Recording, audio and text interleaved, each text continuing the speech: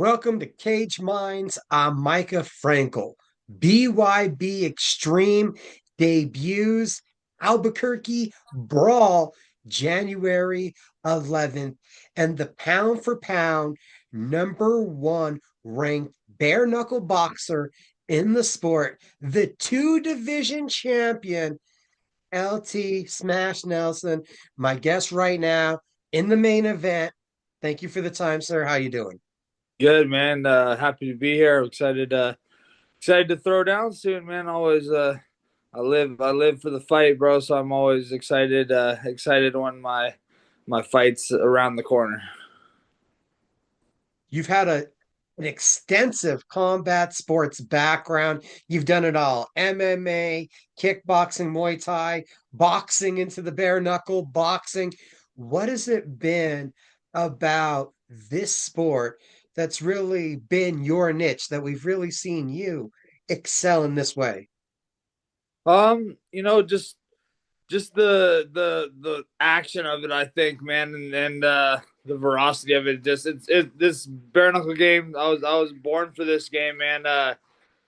Being able to be tough and walk forward and take shots. I was built for that. I've also got amazing cardio and just little aspects of my game that I think just are perfect for bare knuckle, and just it's a perfect time, I think, for me as well, coming into this bare knuckle sport, because bare knuckle is growing, getting so huge, especially right now in this time in life, and just perfect time for me to be building a legacy and name for myself, and doing it with BYB. BYB is a great promotion as well. You know what I'm saying? There's other bare knuckle promotions out there, but I really truly appreciate the people over at BYB, and they always take care of us. And if you've watched some of my fights and other fights, you know that they put on good shows as well. Being in the position that you are, two division champion, pound for pound number one, they're taking you into new markets. Is there like a joy about that? Do you feel there's a certain respect? Is there pressure? Like, how do you digest where you are and what that means to the company? It means a lot to me, and I take it as more motivation almost. You know what I'm saying? Instead of being like, oh, I'm getting this belt and I've won this belt, and like, oh, this and that. It gives me more motivation to be where I am, and to prove not only to myself but to all the fans out there, people in other companies, other fight promotions, other champions and other promotions, and just prove to all of them that I belong here. You know what I'm saying? I am, and I do believe I'm the best in the game in my weight classes, and I'm gonna keep on proving that, and cementing my name in the legacy of bare knuckle. There's a lot of people that become complacent when they get a championship belt. It sounds like there's still a lot of determination and ferocity for respect coming from you. Yeah, 100%, man. It's like, just like I was saying, like the more I've been winning and doing well, the more I want to grow and see where my potential lies, man. The more I want to go further, take that next step. I'm like, I haven't hit that point where I've like been like, oh my word, I don't have to do as much or this or that. Every day I wake up, I want to be better. Maybe some days I might be a little bit more sore or this or that, because, so on. But other than that, I've got so much motivation right now and passion to be the best I can be. And that's what I think that changed it all for me, is just having the passion to be the best I can be, because I want to be that and see how far I can take myself, not doing it for anyone else. You know what I'm saying? It sounds like there's almost this work ethic where, even though, as I introduced you, two division champion, and you have that notoriety as pound for pound number one bare knuckle boxer, that you're still fighting like you're not there, like you're still fighting to prove that you're best in the world, not that you've been recognized as best in the world. Yeah, 100%. And I think that's what keeps that fire underneath me. You know what I'm saying? Because like, just like you were saying, too many people get complacent where they are, man. I always want to achieve more. Like, I'll be training in the gym, and I give even a amateur guy that's never never gotten any rounds or something like that with me or something like that. If he needs an opportunity, like I give him opportunity. If he wants to say something to me and give me, I always keep my mind open and my myself open mentally as well to learn and grow. And I feel like that helps me not just be complacent because I always want to try to get better and achieve more. And I know there's always, if I felt like I was perfect or I felt like I'm the best already, then what, like why what do I need to do? You know what I'm saying? So I always keep that want to get better and to be the best, even no matter where I'm at on the hemisphere or the fight cloud or whatever it is, and just keep on going up and up and up.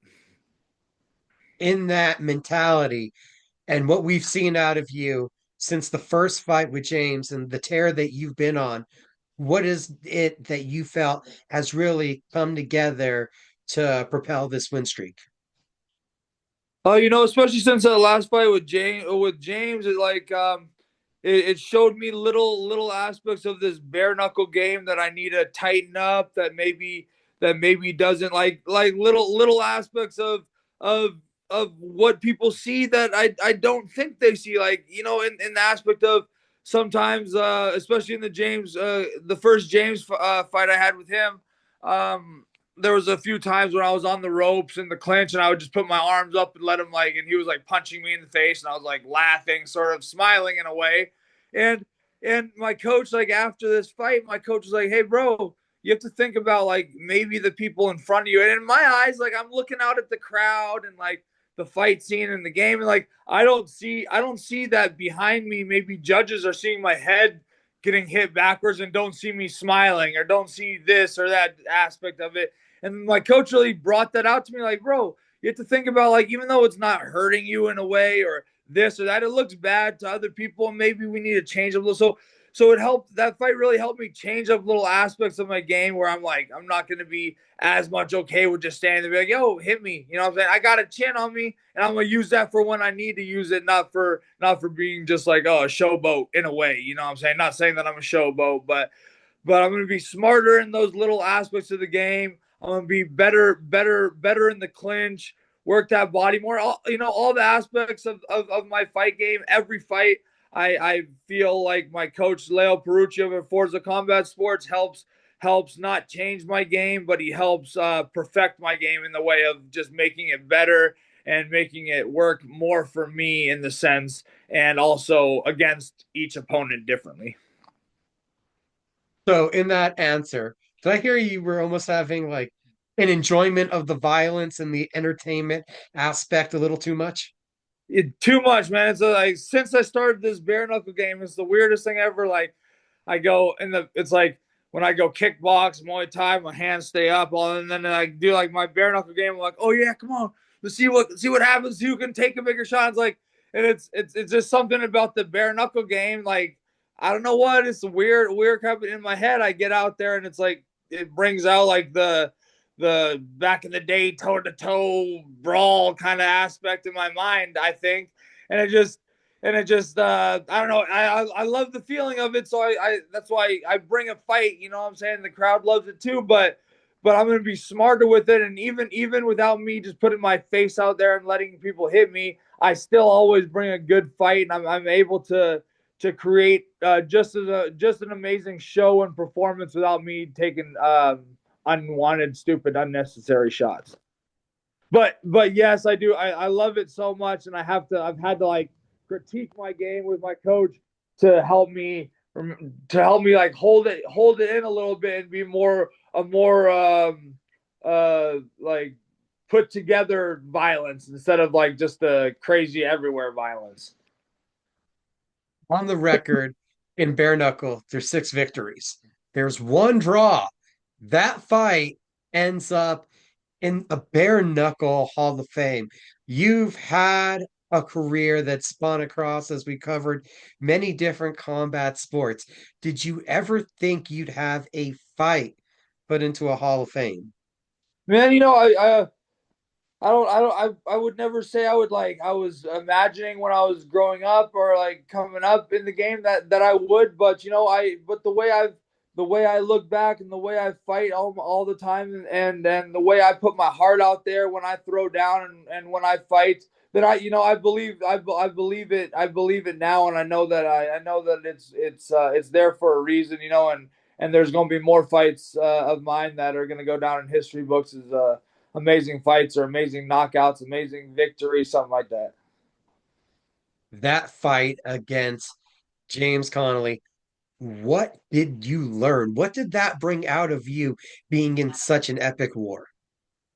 Just learn. I learned a lot of little aspects from myself. Obviously, I know that I can push the pace and I can keep a pace going and throw down even through all rounds in a bare knuckle fight, which is definitely tough. I've done it a few times already, and it's definitely a war in the bare knuckle game, but I'm ready for it if it needs to go there. I learned little aspects in the clinch that I need to tighten up and maybe need to be a little more active in my clinch. I learned about keeping my hands up a little tighter and better boxing technique for the fight for Connolly. You know what I'm saying? Just be a little bit smarter and I'm gonna be the same LT Smash. I'm gonna throw down and bring a fight for everyone, but I'm gonna do it more on my terms and bringing the fight out of Connelly and making him miss and taking advantage of that. Pretty sure you expected a rematch after the draw, after the epicness of that fight. When you now have two belts, were you expecting this fight at this time, or did it come out of nowhere? I mean, it definitely didn't come out of nowhere. I definitely was expecting this fight at some point. I didn't know like the exact point or when or where or what like that, but I was definitely expecting the fight to happen. You know what I'm saying? So just we're just waiting. I was just waiting for the time. Just like I think Connolly said too. We're both at the top of the division, top of the game. What else is there to do other than scrap and keep on taking names and taking belts. You've had three fights, three victories since that time in bare knuckle. He's had two. Do you feel like you guys are much different, much evolved competitors, fighters from that first encounter? Yeah, I think so, 100%. I at least hope so. For him as well, and the fans, because I know I'm grinding, putting in that work, trying to make those adjustments, and I know that he's doing the same thing, and I at least hope he's doing the same thing because we're gonna put on another epic battle for the fans, and we're both don't like to step backwards. We're both down to throw down. I mean, we fight bare knuckle. We love to fight. So no matter what, this is going to be another fight for the ages. Just like my last fight with Barry Jones, man. You watch that one. Any one of my fights, every fight is going to get better. I'm going to be more ferocious. I'm going to have better cardio. I'm going to have better technique. And I'm just going to keep on getting better in every aspect of the game. And bringing it to the table. And I'm hoping for the best out of James Connelly too, because that's just going to make the battle even better.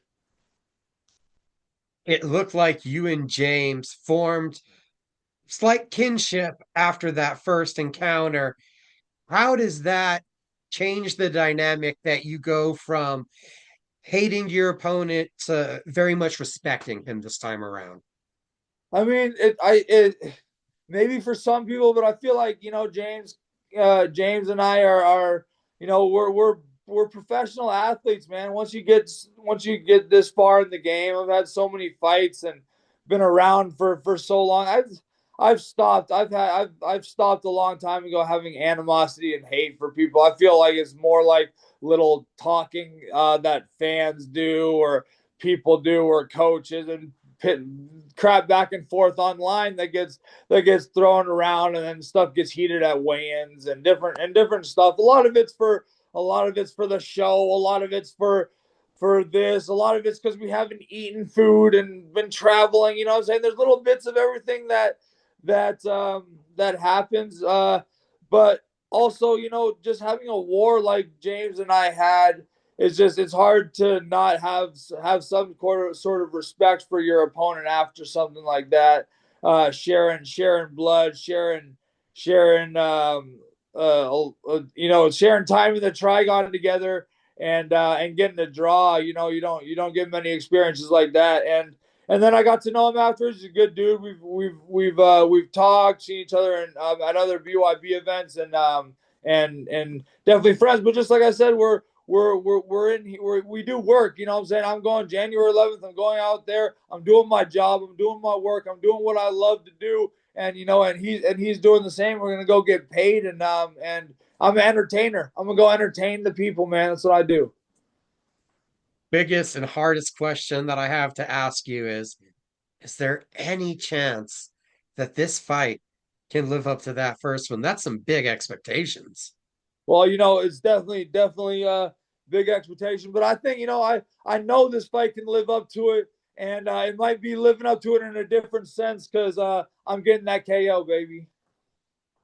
The KO is the intention. Yes, sir. So we're looking and still and doing it in a big way. You do it in that fashion. What will that mean to the legacy that you're building? Man, it's just cementing it in there, cementing it in there that the defending my belt again, just showing people that I deserve the super middleweight belt. I'm gonna defend my 160, my middleweight belt after that. Or you know what? I've been telling BYB and asking people all around, hey, give me that super welterweight belt, that 154. I'm easy making that way right there, and I'm smashing that division too. I'll be the 3 division champ. The nickname is Smash. He's Yes, sir. LT Nelson. We get to see him live January 11th, Albuquerque Brawl, BYB Extreme 35, Revel Entertainment Center. Interviews powered by Dubby. Go over to Yeah. ziashirts.com to support what we do here and pick up some t-shirts. LT, it was great getting to talk to you. Really appreciate your time. Hey, yeah, thank you, sir.